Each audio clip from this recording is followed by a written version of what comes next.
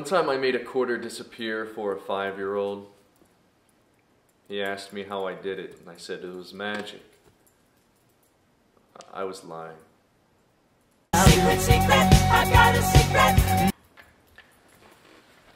really like Magic, but I feel like his decision to return to the NBA in '96 was probably a poor one, given that he bulked up to like 250 pounds, and he probably spent more time at power forward than he did as a guard.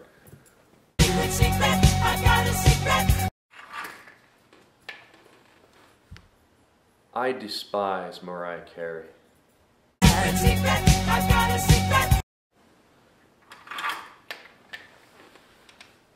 I hate basketball.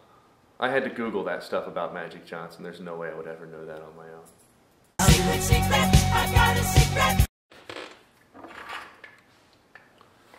Sometimes after people see my show, they come up to me and tell me they like the show.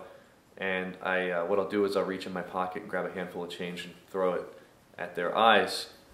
It's not nice and it doesn't make any sense, but I feel that it's important to remain mysterious.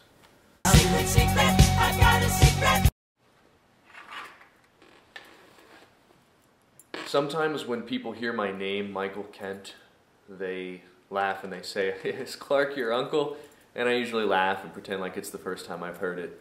But when I go home, I draw a picture of them and stab it with things.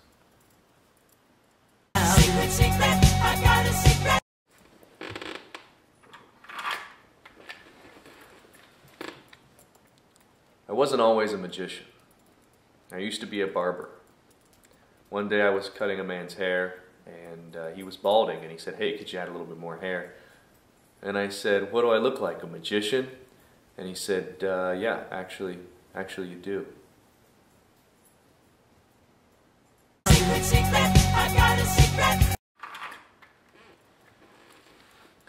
In the closing bit in my show, I tell a story about a Japanese fan that came from my father, who was a geisha. It's not true. I mean, he was, but the fan came from a magic shop.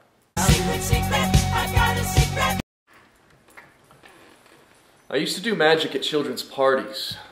I stopped doing them after one day I did a show, and afterward a parent observantly pointed out that the drinking a gallon of milk without throwing up trick really isn't a trick at all, and probably not appropriate for kids.